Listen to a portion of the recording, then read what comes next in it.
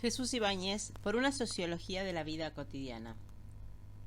8. Una publicidad que se anuncia a sí misma. Se dice que la publicidad informa al consumidor sobre los productos y que, gracias a ella, el consumidor puede elegir los productos y marcas que le proporcionarán más satisfacción por menos precio. Nada más lejos que la verdad. La publicidad no informa sobre los productos, informa al consumidor. Los productos en realidad no existen, han quedado reducidos a meros signos. La publicidad no habla de los productos, son los productos los que hablan de la publicidad.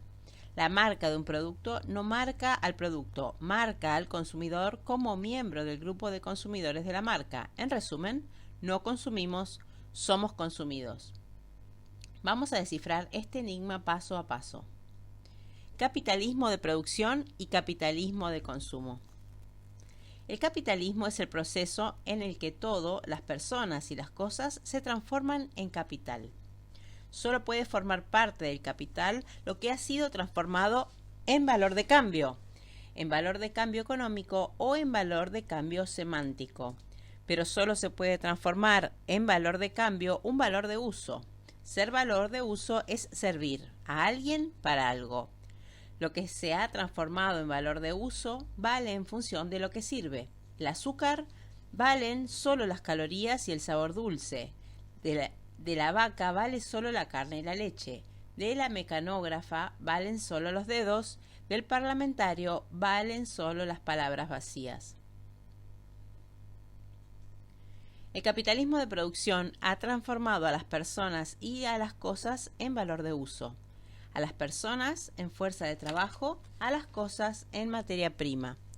El capitalismo de consumo las transforma en valor de cambio económico mediante el dispositivo numeral de la moneda, en valor de cambio semántico mediante el dispositivo nominal de la lengua. El valor de cambio económico se mide en dinero, el valor de cambio semántico en palabras o prestigio, respectivamente el DIN y el DOM.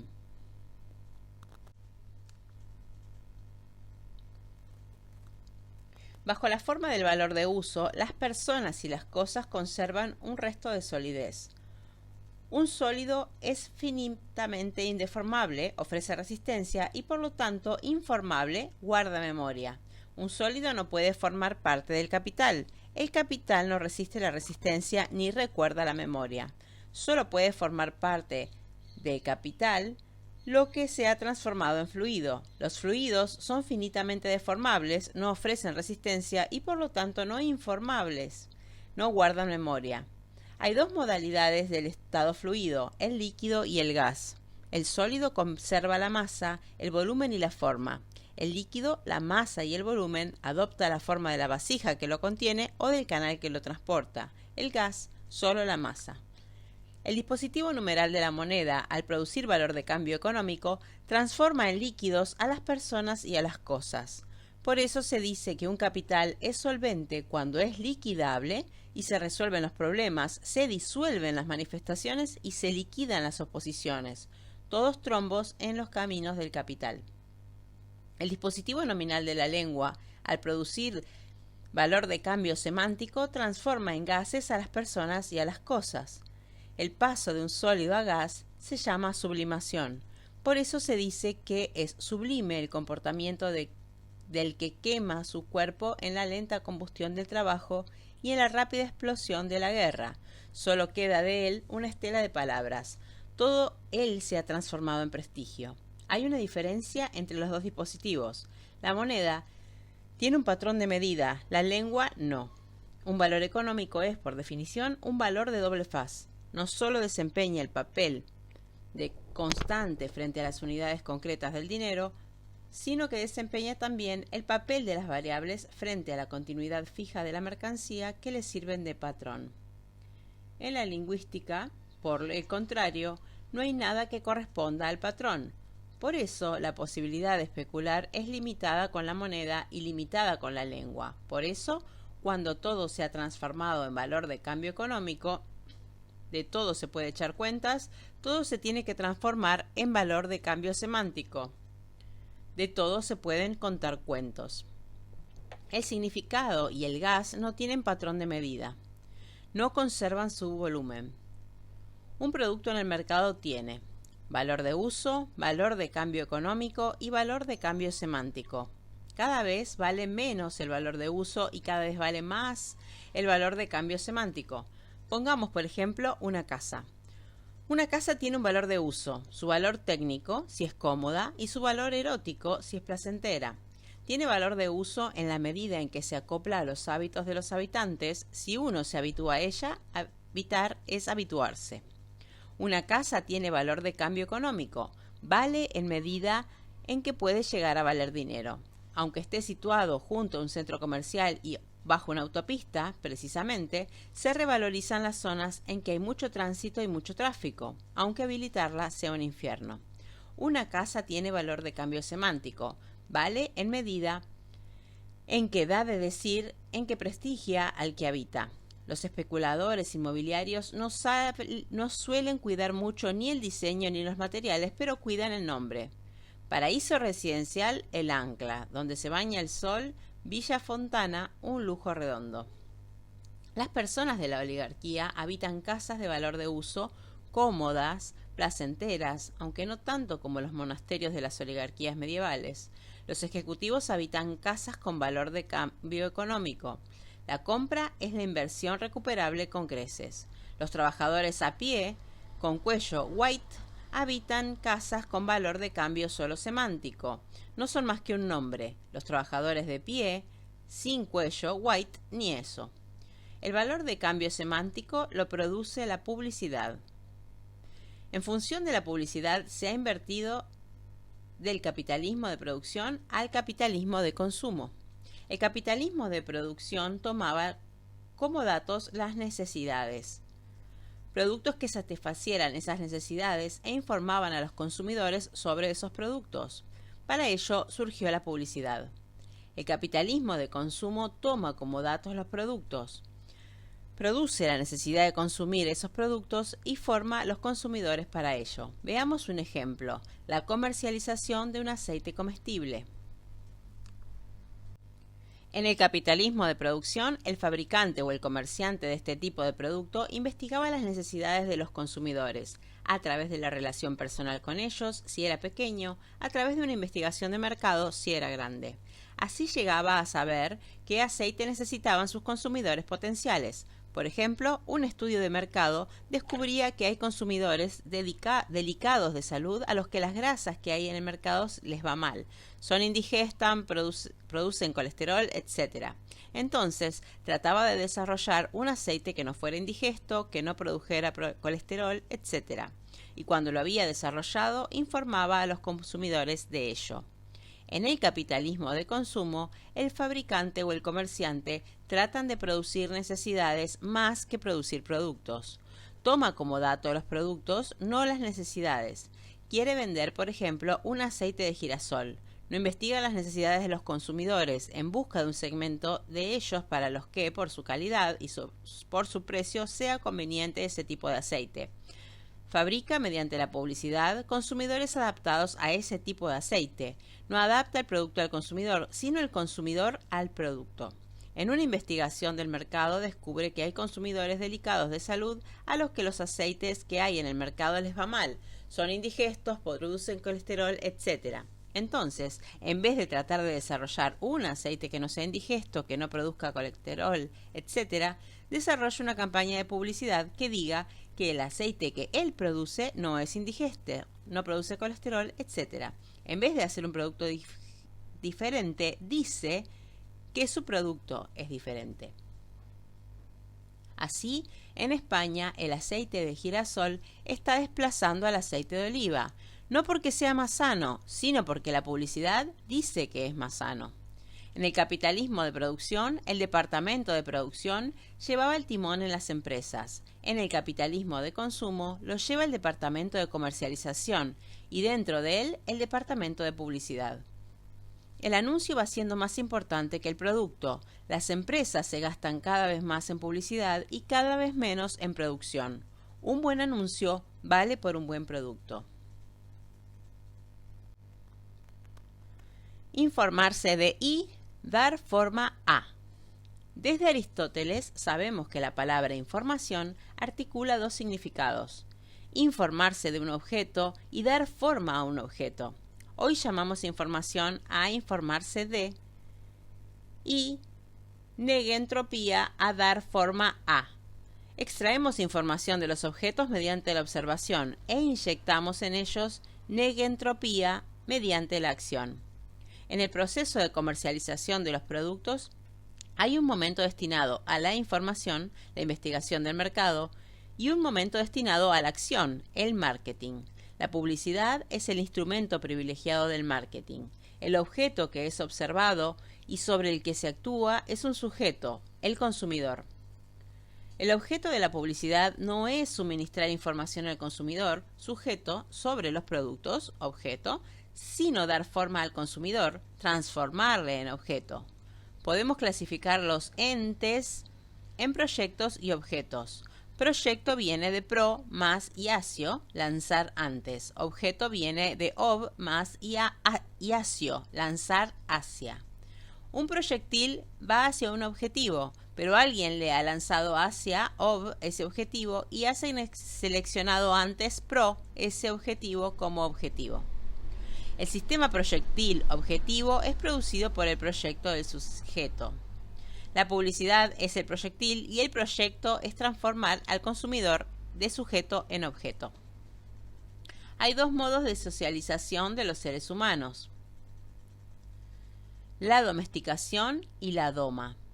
Domesticación y doma implican un domus, uno que domina. La doma es adaptación a un espacio isótropo en el que todas las direcciones y sentidos son practicables. Se doma, por ejemplo, a un caballo de carreras. Un caballo bien domado es irritable a la voz de mando y a la menor indicación del jinete sigue cualquier dirección y sentido a cualquier velocidad. La domesticación es adaptación a un espacio anisótropo en el que solo son practicables algunas direcciones y sentidos. Se domestica, por ejemplo, a un rocín que hace girar una noria. Un rocín bien domesticado sigue cansinamente su camino.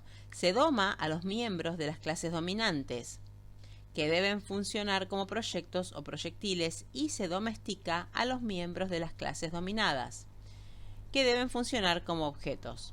Los domados deben cambiar de camino, adaptarse al cambio. Los domesticados no. Un colegio privado es una escuela de doma. Un colegio público es una escuela de domesticación. Nos transforma en objetos impotentes para hacer proyectos. La publicidad es un dispositivo de domesticación, el más perfecto del que dispone el capitalismo de consumo. La publicidad traza nuestros caminos, nos encierra precisamente fuera. Un campo de concentración es un encierro en un lugar, un sistema igual estar parados juntos. El espacio en el que se mueven los consumidores es un encierro en un trayecto. Un cirrema igual correr juntos. El consumidor nunca saldrá de la red de centros comerciales, autopistas, segundas residencias, en la sierra para el ciclo semanal, en la playa para el ciclo estacional.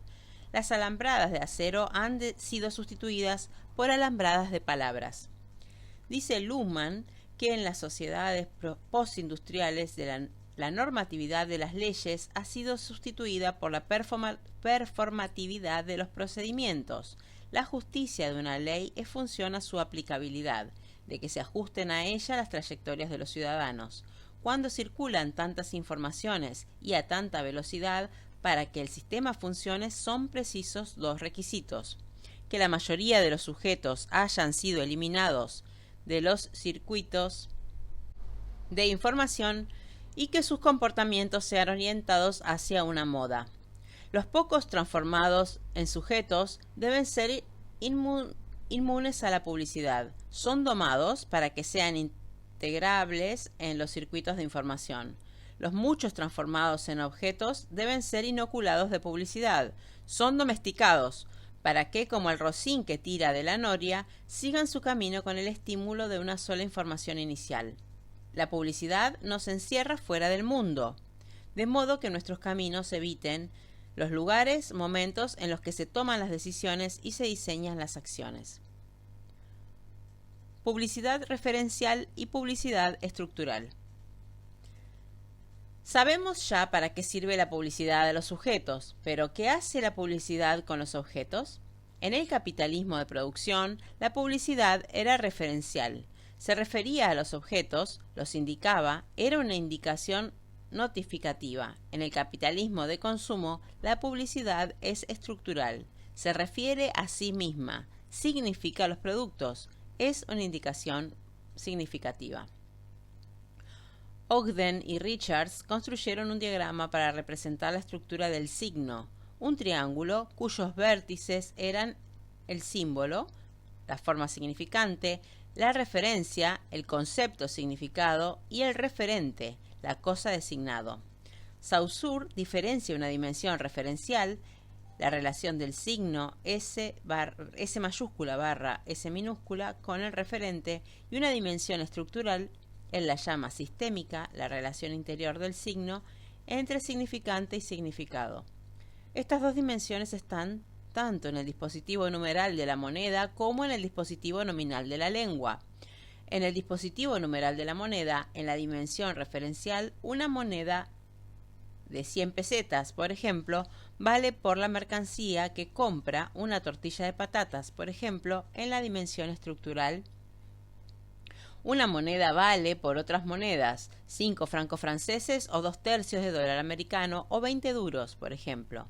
En el dispositivo nominal de la lengua, en la dimensión referencial, una palabra, mesa, por ejemplo, vale por la cosa que designa. En la dimensión estructural, una palabra vale por otras palabras. En definición, por ejemplo, mueble, por lo común de madera, que se compone de una tabla lisa sostenida por unos pies, ya que sirve para comer, escribir, jugar u otras cosas.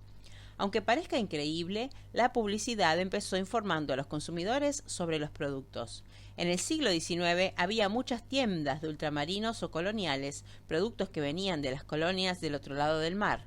Estos productos venían en barco y eran muy aleatorios la fecha de llegada del barco, el repertorio de productos que traía y los precios de esos productos. Por eso los comerciantes colgaban un cartel en la puerta del establecimiento para informar a los posibles consumidores de esos extremos. Así empezó la publicidad, y era una publicidad estrictamente informativa o referencial. Luego las cosas se fueron complicando.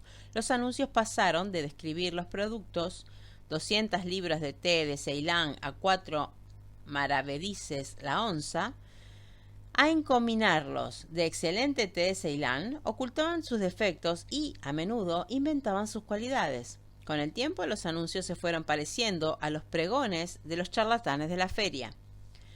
Pero era siempre una publicidad referencial. Se refería, en verdad o en mentira, a los productos. Y si se refería en mentira, era posible una retroacción de los consumidores. Dejaban de comprar los productos cuyos anuncios les habían engañado. En el capitalismo de consumo, la publicidad nunca miente, porque no es una publicidad referencial, no se refiere para nada a los productos. Pepsi-Cola está donde quiere llegar. ¿Podrías verificar esa afirmación? Coca-Cola es así. ¿Te atreverías a negar eso? Es una pura tautología. Los anuncios se refieren a sí mismos. Mediante los anuncios se construye un mundo imaginario. Comprar el producto anunciado es un vale que da derecho a penetrar imaginariamente en ese mundo. Ya no es el anuncio el que indica el producto, es el producto el que indica el anuncio. Cosas y signos. La relación producto-anuncio se invierte. El anuncio cobra cada vez más importancia y el punto cada vez menos importancia. En vez de constituir el anuncio un indicador, una indicación del producto, es el producto el que constituye una indicación del anuncio. Ocurren varias cosas. Los productos pierden el contenido y ganan en expresión. Los anuncios pasan del plano de la referencia al plano del referente. Los productos pierden su materia. Cada vez se consumen más productos sin light, por ejemplo. El valor de un alimento es que no alimente. Vale más la leche sin crema, el café sin cafeína, el tabaco sin nicotina, la cerveza sin alcohol. Analicemos un caso paradigmático, el de los refrescos o soft drinks. Antiguamente se hacía una bebida deliciosa, tanto dietéticamente como eróticamente, exprimiendo naranjas que se obtenían de un árbol llamado naranjas, pero esta bebida solo estaba disponible en una estrecha franja de espacio-tiempo, durante unos meses, para la más INRI, los meses de invierno, y en un pequeño círculo en torno a un punto de producción. El citado doctor Trigo se le ocurrió la idea de embotellar esta bebida. Era un producto casi idéntico, pero no idéntico, pues tenía conservadores y las vitaminas se alteraban con el tiempo. Y tenían la ventaja de estar disponible en cualquier lugar y en cualquier momento. El doctor Trigo llamó al producto zumo natural de naranja. Le llamó natural, pues ya no era del todo natural. Siempre el signo suple la ausencia de la cosa. A lo natural de verdad no hay ninguna necesidad de llamarlo natural.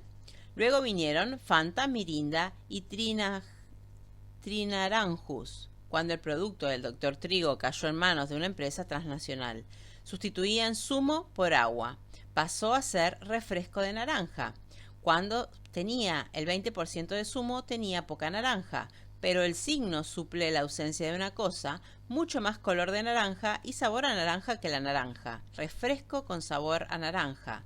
Cuando tenía el 8% de naranja, habían aumentado el color de naranja y el sabor de naranja, hasta que fue Tang, que como un cuchillo sin mango al que le quitan la hoja, ya no tiene nada de naranja.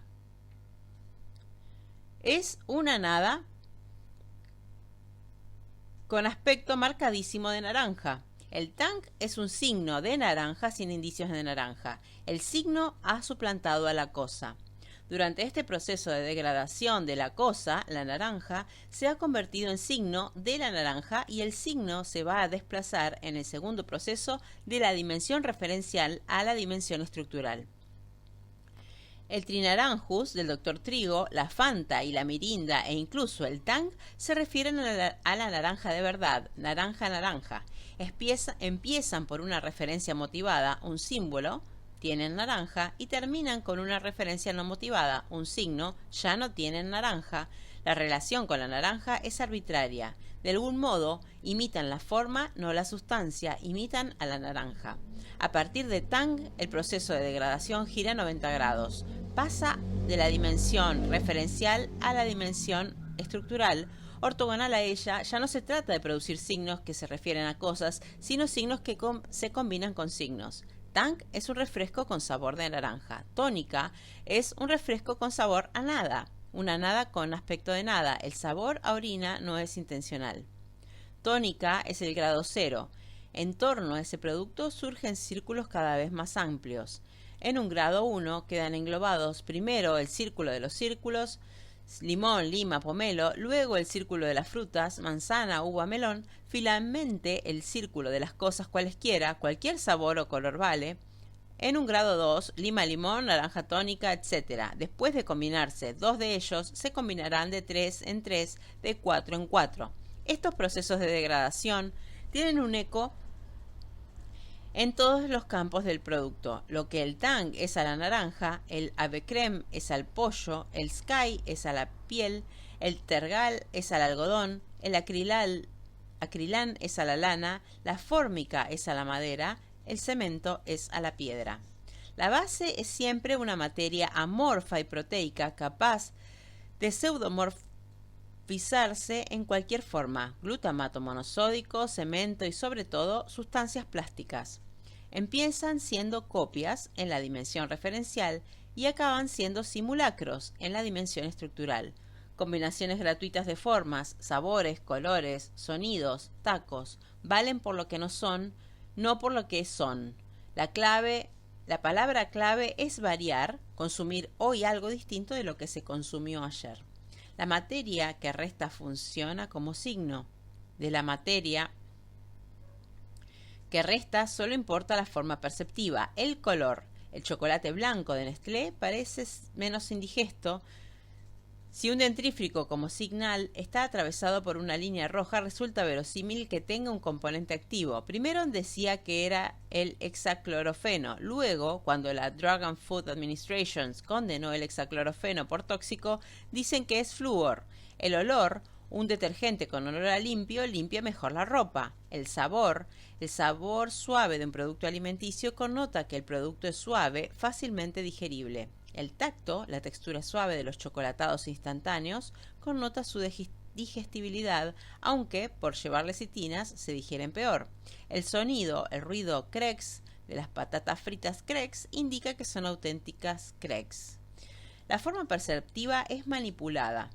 En vez de indicar unas propiedades técnicas, significa unas cualidades mágicas.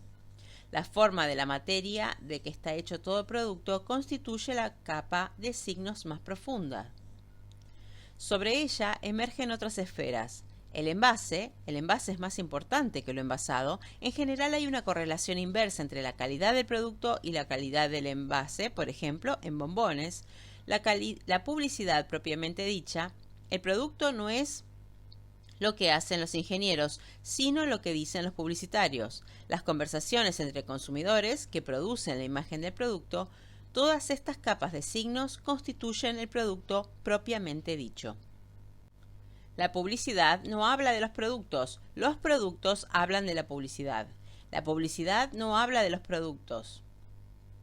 Si ves en televisión, por ejemplo, un anuncio de pantalón vaquero, no te enterás de qué está hecho, cuánto cuesta o qué resistencia tiene al choque o a la tracción, pero te enterás de cómo son sus consumidores. El anuncio no describe el producto, describe el modo de vida imaginario de los consumidores. Cuando compras el producto, es con la esperanza de llegar a ser como los modelos que salen en su publicidad. Los anuncios de Martini no ofrecen un vermut, sino un estilo de vida. Los productos hablan de la publicidad. No compras el producto, compras el derecho a participar en el anuncio.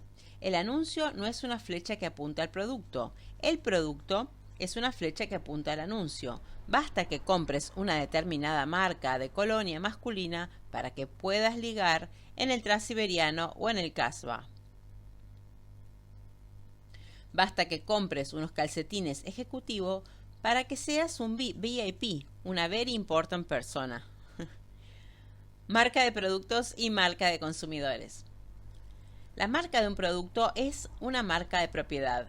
En el capitalismo de producción marcaba al producto, garantizaba la propiedad del fabricante sobre el producto. En el capitalismo de consumo marca al consumidor como miembro del grupo de consumidores de la marca. Marca la propiedad del fabricante sobre el consumidor. El consumidor forma ya parte de su cuadra. Una marca que marca el producto es, por ejemplo, Nestlé. La casa Nestlé surgió en el capitalismo de producción. Nestlé era un molinero suizo que molía muy bien harina muy buena. Las madres de la vecindad querían esa harina para sus hijos pequeños. Surgieron imitadores y el señor Nestlé empezó a empaquetar su harina y a grabar su nombre en los paquetes. Aún hoy, los productos marcados con la marca Nestlé son considerados por los consumidores de calidad muy buena. La marca es una garantía de calidad del producto. Una marca que marca al consumidor es, por ejemplo, Lee, producto por otra parte de calidad notable, pero eso no importa. Los anuncios de Lee, marca ciertamente surgida en el capitalismo de consumo, no se refieren para nada a la calidad de los pantalones, se refiere a los consumidores de los pantalones. Cuando uno se pone unos pantalones Lee, será como ellos. Lee tiene un eslogan.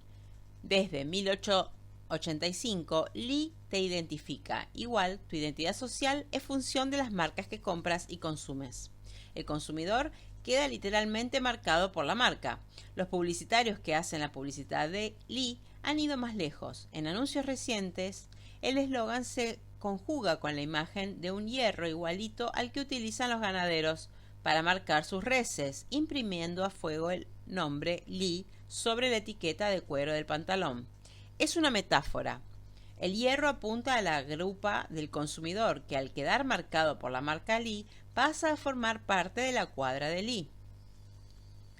El día que marquen una marca directamente en la grupa de los consumidores, para nada se necesitarán ya los pantalones.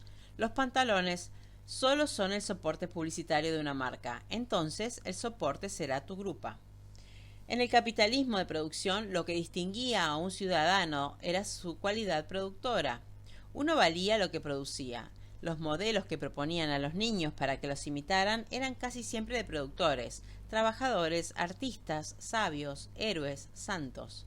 Se distinguían por lo mucho que hacían o por lo bien que lo hacían. En el capitalismo de consumo, lo que distingue a un ciudadano es su cualidad consumidora. Uno vale lo que consume. Los modelos que nos proponen para que los imitemos son de consumidores especialmente parásitos de la Jet Society. Consumen mucho y bien. La función de la publicidad es clasificar a los consumidores, producir clases o grupos de consumidores, clases de equivalencia y clases de orden. Los consumidores de Coca-Cola y Pepsi constituyen sendas clases de equivalencia, pero son también clases de orden. Coca-Cola es un pelín más elitista y Pepsi-Cola es un pelín más popular. Cuando emergió el capitalismo de consumo, los consumidores se agrupaban literalmente en clubs, por ejemplo, Clubs 600, Club Gallina Blanca, Teleclub, pero los consumidores de una marca siguen constituyendo un grupo imaginario. Todas las chicas Pinot del mundo se parecen como una gota a otra gota de agua. Todas se reconocen en su común alienación, reserva de carne fresca para ejecutivos salidos. Un consumidor de Rolls-Royce no se habla, desde luego, con el consumidor de Citroën 2 CB. Como el capitalismo de producción, el ingeniero no se hablaba con el peón. Lee te identifica como igual a los demás consumidores de Lee, pero también como inferior al consumidor de pantalones de arruga bella. Lo que pasa es que el capitalismo de consumo borra las huellas de esas operaciones. Parece que cada uno puede consumir cualquier cosa. Craso error. Cuando los obreros empiezan a poder comprar un Cadillac, la burguesía divina abandona el Cadillac. Así irrumpió en el mercado norteamericano el coche compacto, el gran coche que disimula su grandeza, el Aiga, quedó para los indianos horteras. Hay un déficit espacial y temporal entre las marcas que consumen las clases dominantes y las que consumen las clases oprimidas.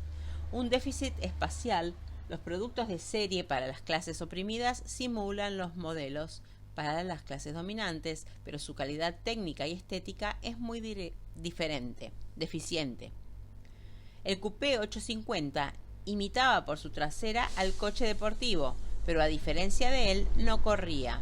Los modelos que venden en el Corte Inglés o galerías preciados no tienen mucho que ver con los modelos que diseñaban para las clases dominantes modistos con estos nombres: Cardin, Corregas, Dior. Un déficit temporal. Las clases dominantes traspasan a las clases oprimidas los modelos usados. Antes el traspaso era de ejemplares, roperos de caridad. Ahora es de modelos. El modelo que ahora está de moda para los ciudadanos de a pie estuvo antes de moda para los ciudadanos de a caballo. La función clasificadora y jerarquizadora la cumplió primero la teología. Dios había creado un mundo en el que cada uno tenía un lugar. Los transgresores iban al infierno. Luego la cumplió el derecho.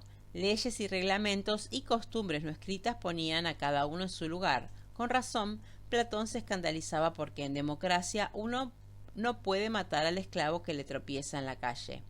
Los transgresores iban a la cárcel o al patíbulo si eran pobres. Ahora la cumple la publicidad.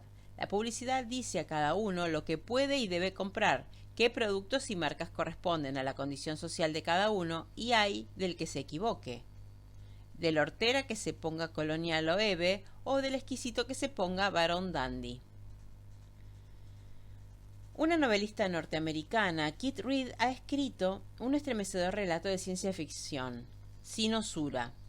Una joven separada acaba de instalarse con su hijita Polly y su gatito Puff y su perrito Ambrose en un barrio residencial. Antes de ser admitida en la comunidad, poder dar y recibir parties, es visitada por la presidenta del club local para ver si su casa y su persona están en orden. Pero en cada visita pasa algo. El aspirador no ha sido bastante para arrancar de la alfombra los pelos de Puff. ¿Cómo no tiene una Philips? Un brillo natural del parquet está empañado por el charquito de pis de Ambrose. Pero mujer, use pronto. O a Polly la ha abandonado su desodorante, pero usted sabe que Rexona no la abandona. Cuando ya desespera de poder llegar a ser gente, encuentra el anuncio de un producto, Sinosura, que resolverá sus problemas. Es un spray que puede suspender la vida de cualquier organismo. Polly, Puff y Ambrose se transforman en deliciosos bibelots impolutos, inmóviles. Ahora todo está en orden y la joven ama de casa se convertirá en la Sinosura del vecindario. Sinosura es el nombre griego de la osa menor, que contiene la estrella polar, norte y guía, el punto que todos miran, admiran y siguen.